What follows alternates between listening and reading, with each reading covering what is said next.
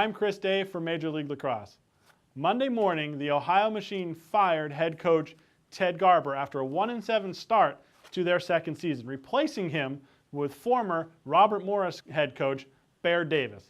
Joining me now to discuss all the implications of this is Evan Washburn, host of Inside the MLL and CBS Sports Network MLL Analyst. So Evan, I guess the first question is, what are your thoughts on the timing of replacing Ted Garber a little over halfway through his second season with the Ohio Machine?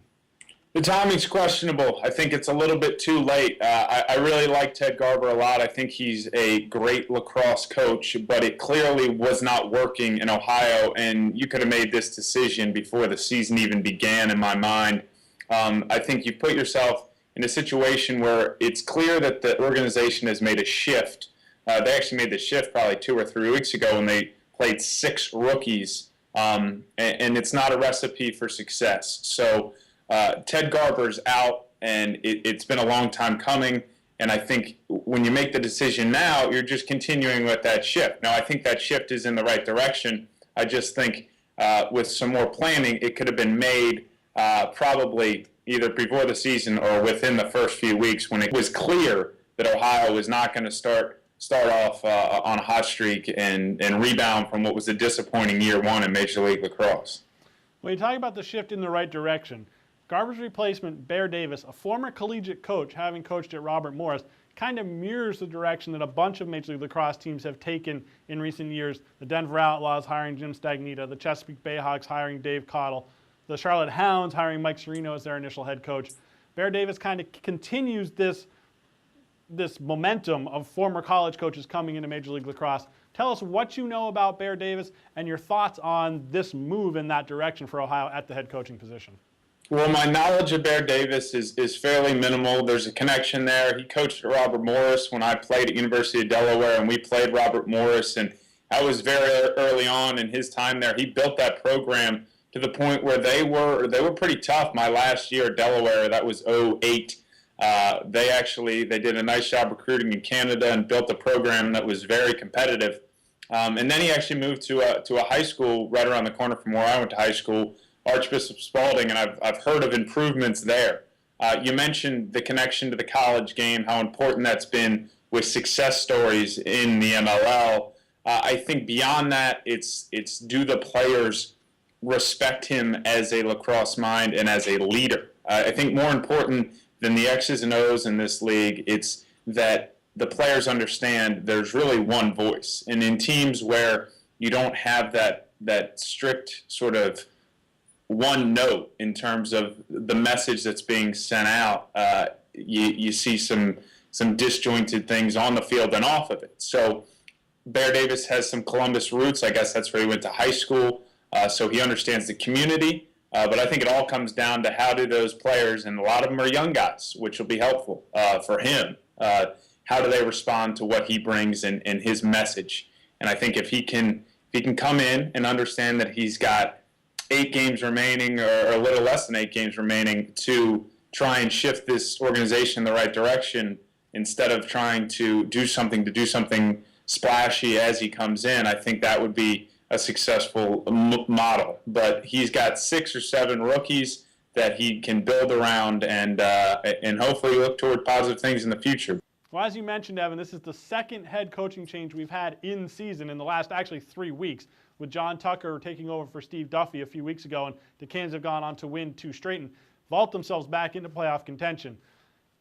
Is this more of a trend we're going to see in Major League Lacrosse in season coaching changes when the results aren't there? As you said, you may have even done this sooner, but they gave Ted a chance. Now they're 1-7. We seeing a little more results now as opposed to in the past, or maybe it was, well, we're out of it, we'll get through the season, then we'll figure it out in the offseason? I think so, and I think it's a positive. That being said, anybody losing their job is a bad thing, and I sympathize with that person, but coaches know that it's a part of the business, and their competitive drive is part of what is building what is now becoming a thriving league based off of the people that are running each organization, and it starts with the head coach. And you mentioned the names that are successful right now. It's the Dave Cottles, Jim Stagnitas, Mike Serinos. Dave Huntley's got some college coaching experience. He was actually on the staff with Dave Cottle at Loyola. So I think for this league to continue to grow and take that next step, there has to be a reality that a 1-7 start isn't good enough.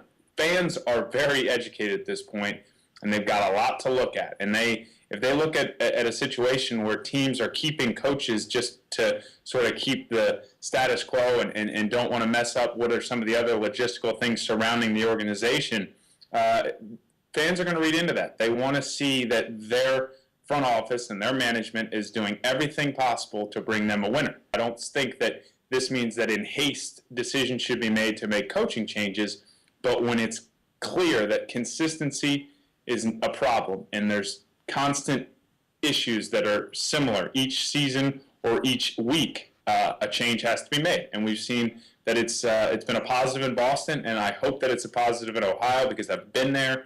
The fans are pretty intense. They really love this organization. They've got a great thing going, but they've got to start winning games for it to really grow. Well, as you mentioned, it's been a positive effect in Boston. Now, when they made the change to John Tucker, the Cannons were 1-5. They've now won 2 in a row. 3-5, they're right back in the playoff race, and that was kind of their hope with all the veteran talent they had. Ohio 1-7. They're only 3 games out, but realistically, a playoff spot's probably not in the cards for 2013. So what would be a positive result from this coaching change happening in season? What should we look for if we know things are going in the right direction from the Bear Davis-led Ohio machine? It's going to come when you watch it on TV or in person. If you've watched any of the Ohio games through 8 weeks, they are playing a very ugly brand of lacrosse that has no structure, no discipline.